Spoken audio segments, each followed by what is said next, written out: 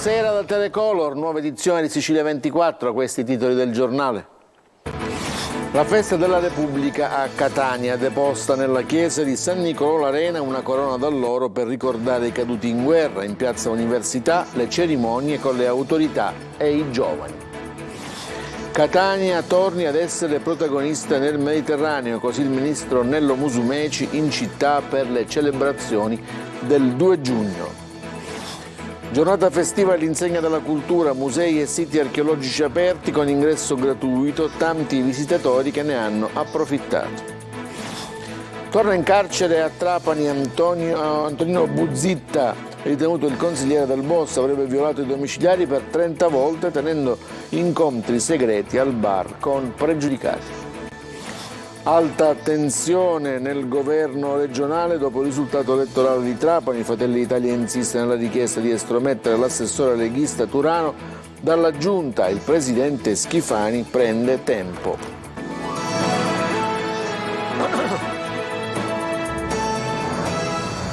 Ancora buonasera da Telecolor. Oggi 2 giugno è la festa della Repubblica. A Catania la giornata è stata aperta dalla deposizione della corona d'alloro al vestibolo del Sacrario Militare per rendere onore ai caduti della patria e poi proseguita in piazza Università. Presenti tutte le autorità cittadine e numerosi i giovani coinvolti. Emanuela Corsi.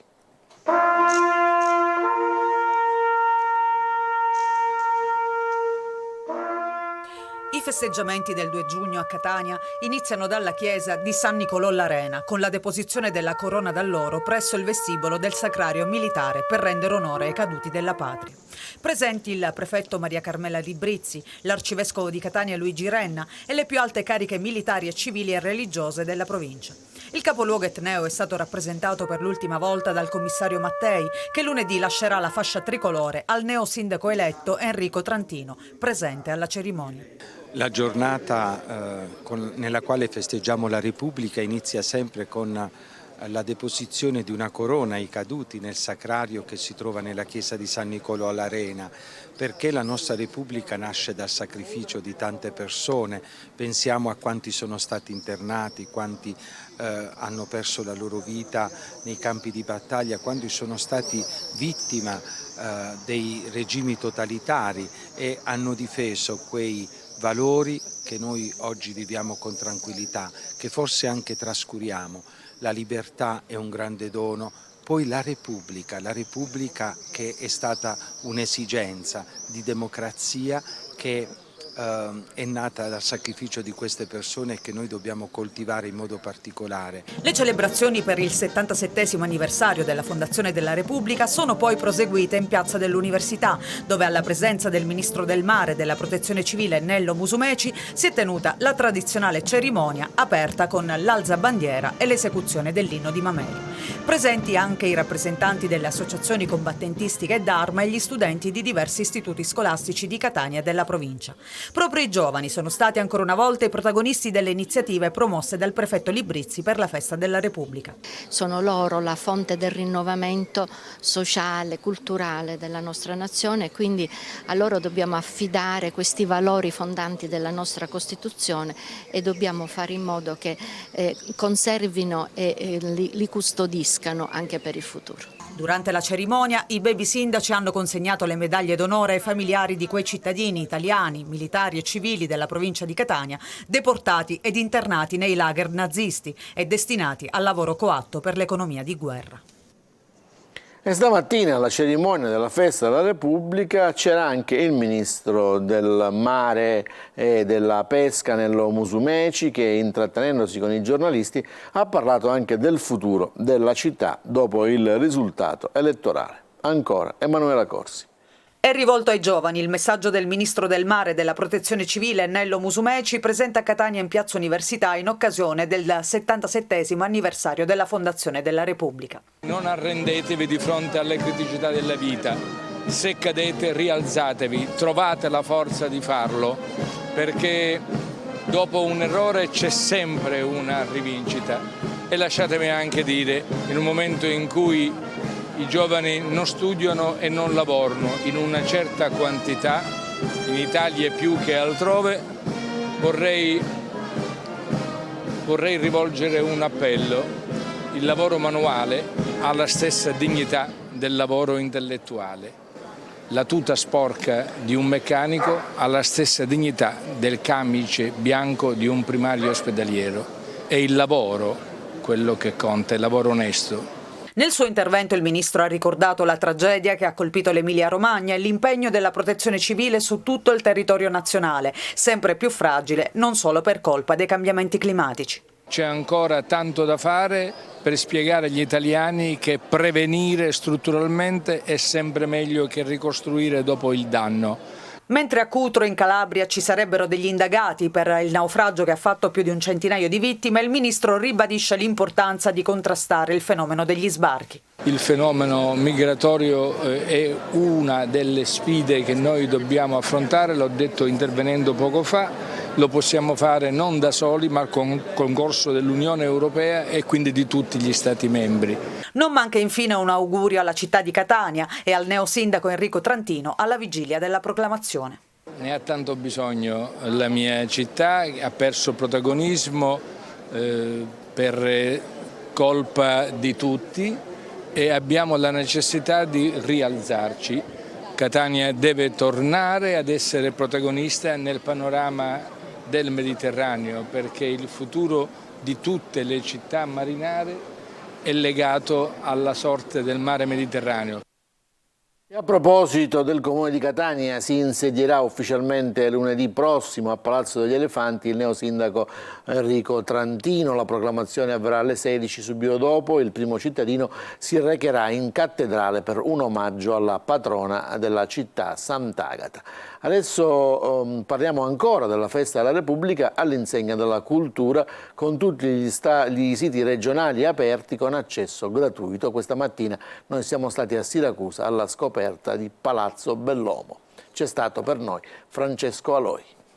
Non solo mare o scampagnata, il 2 giugno può essere anche sinonimo di cultura. E così c'è chi approfitta dell'ingresso gratuito per visitare i musei. Noi siamo andati al Bellomo di Siracusa, a 2 passi dalla Fonte Aretusa. La cultura è la base della nostra civiltà. Stiamo girando proprio Siracusa per vedere il più possibile, quindi più centri. All'interno di questo palazzo del XIII secolo, modificato nel corso del tempo, si può fare un viaggio. Dall'epoca bizantina al XVIII secolo la full immersion è garantita. Soprattutto la cultura ha bisogno di essere incentivata, che purtroppo l'Italia ne è piena ma diamo troppo poco spazio. Non essendo di questa zona abbiamo preferito dedicare alla cultura la nostra giornata del 2 giugno.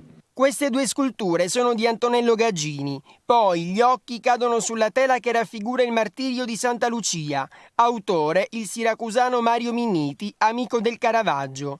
Qui ci sono molte icone bizantine. Questo trittico raffigura l'apoteosi della Vergine e le storie del Nuovo Testamento. Fuori, nel cortile, ci sono gli stemmi della vecchia porta d'ingresso della città, che all'epoca era solo ortigia. Ma è in questo salone che finisce il nostro viaggio. Qui è esposto il gioiello della galleria, l'Annunciazione di Antonello da Messina, visibile anche con la realtà mista. È un progetto cofinanziato dalla Regione, con la collaborazione di Unicit e di altre aziende. Abbiamo una guida di eccezione, è lo stesso Antonello da Messina che spiega al visitatore il suo quadro, parla di se stesso e dà al visitatore la possibilità di apprezzare alcuni dettagli del suo quadro. Non solo oggi, turisti e residenti potranno approfittare dell'accesso gratuito in tutti i siti della regione, anche domenica.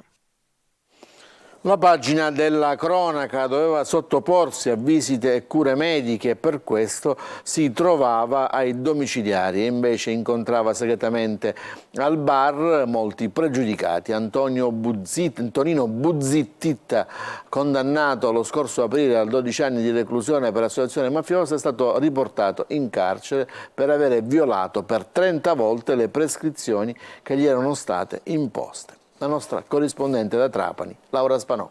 Arrestato ritorna in carcere l'ultra settantenne Antonino Buzitta, ritenuto consigliere del mandamento mafioso di Trapani. Sottoposto a domiciliari per motivi di salute, Carabinieri e DIA hanno accertato che ha violato per 30 volte le prescrizioni che gli erano state imposte. Buzitta lo scorso 3 marzo era stato condannato dal Tribunale di Trapani a 21 anni di reclusione. Fu la pena maggiore inflitta dal Tribunale nel cosiddetto processo Scrigno, scaturito dall'omonima operazione antimafia condotta dai Carabinieri e che vide imputato anche l'ex deputato regionale Paolo Ruggirello, pure lui condannato ma a 12 anni di reclusione. Buzitta è stato già condannato 2 volte in via definitiva per associazione mafiosa ed è anche imputato sempre per associazione mafiosa con il ruolo di promotore in un processo in corso. A Buzitta erano stati concessi i domiciliari perché doveva sottoporsi a chimioterapia con il divieto però di comunicare con soggetti diversi dai familiari. L'imputato, in ragione delle condizioni di salute, era stato autorizzato dal Tribunale di Trapani a lasciare il domicilio senza scorta e aveva il permesso per farsi accompagnare da un parente a Palermo per le cure. Ed invece, fra dicembre 2021 e lo scorso aprile, avrebbe violato le disposizioni in una trentina di occasioni, dunque non solo cure mediche, ma anche macellerie, edicole, supermercati, bar. Buzitta è stato fotografato dai carabinieri del nucleo investigativo del comando provinciale, dagli investigatori della DIA che lo hanno continuato a monitorare mentre se ne andava in giro a sbrigare le faccende quotidiane. Si spostava tra Trapani e Erice e Paceco, sia di giorno che di notte, nonostante avesse l'obbligo di frequentare solamente parenti più stretti. Ci sono 2 episodi in particolare che riguardano 2 incontri riservati, uno avvenuto nel retrobottega di un bar, l'altro in un'abitazione trapanese. La sezione misure di prevenzione del Tribunale di Trapani, su richiesta della Direzione Distrettuale Antimafia di Palermo, ha così deciso l'aggravamento della misura per l'ultrasettantenne. Lo impone la gravità eccezionale delle condotte messe in atto da Buzitta. Ci sono comunque delle ragioni superiori legate alle condizioni di salute che impongono il trasferimento in un carcere che abbia a disposizione però le strutture mediche necessarie per l'assistenza. Una dichiarazione dei redditi non in linea con l'ingente patrimonio a lui riconducibile. Per questo, dopo accurate indagini, i carabinieri di Ragusa hanno sequestrato 2 aziende e conti correnti ad un noto esponente mafioso della STID. Ce ne parla Roberta Lunghi. Un patrimonio ingente a lui riconducibile e una dichiarazione dei redditi decisamente sproporzionata. Per questo sono scattate le indagini nei confronti del pluripregiudicato vittoriese Pino Gueli, 67 anni, esponente del locale gruppo criminale della STID, è già condannato per associazione di tipo mafioso, omicidio e porto abusivo di armi. I carabinieri del nucleo investigativo del comando provinciale di Ragusa, deducendo la natura illecita delle risorse utilizzate per acquisire la disponibilità dei beni, hanno sequestrato le 2 aziende di produzione di packaging per prodotti ortofrutticoli, la Pacart SRLS e l'altra contenitore della prima, entrambe a Vittoria. Congelati i relativi conti correnti e altri beni per il valore di 2 milioni di euro. Si tratta di un risultato molto importante per il contrasto alle associazioni di tipo mafioso presenti sul territorio della provincia, in quanto è fondamentale come strategia perseguire questo tipo di attività criminose sia con indagini di tipo penale, sia con attività investigative nel settore patrimoniale, per sottrarre a soggetti inseriti in circuiti criminali mafiosi beni illecitamente acquisiti. A garanzia della continuità produttiva dell'azienda, il Tribunale di Catania ha disposto l'affidamento dei beni sequestrati ad un amministratore giudiziario che assicurerà la prosecuzione operativa dell'attività. Ci fermiamo, c'è la pubblicità, torniamo subito dopo.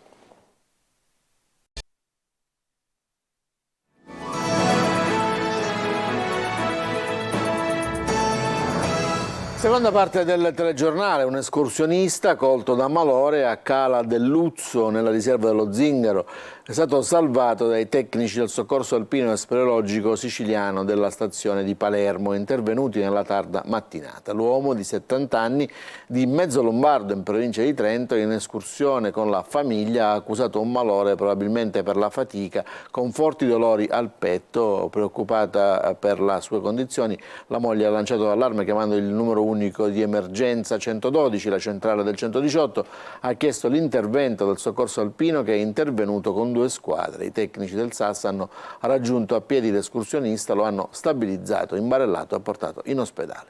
Adesso parliamo del post elezioni, post amministrative, perché sale la tensione nella giunta regionale di governo dopo giorni di polemiche legato al risultato elettorale di Trapani. Fratelli d'Italia insiste nella richiesta di estromettere l'assessore leghista Mimmo Turano dalla giunta, ma il presidente Schifani prende tempo.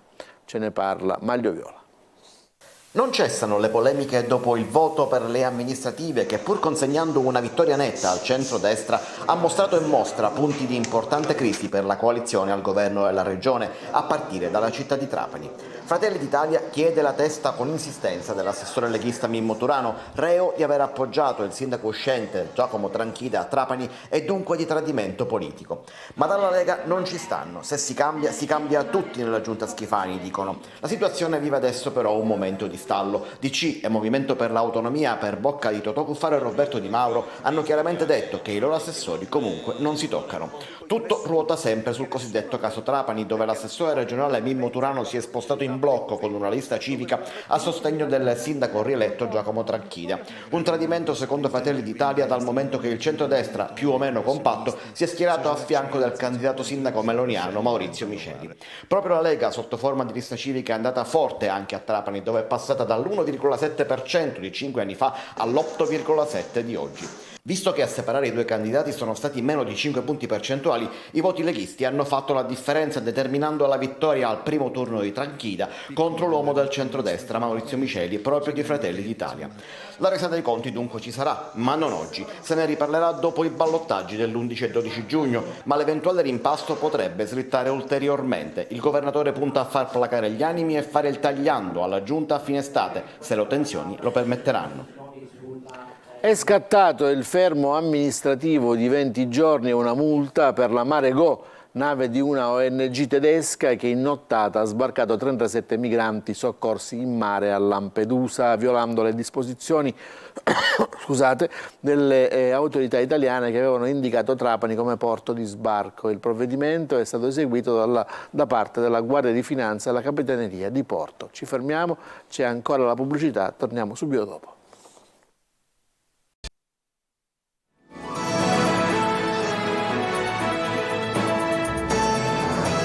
Ancora in studio, prima intesa all'AMAP di Palermo, martedì i lavoratori riceveranno gli stipendi, sbloccati i conti correnti, soddisfatti i sindacati dicono, un primo passo importante, ma ci sarà ancora da lavorare. Marco Gullà.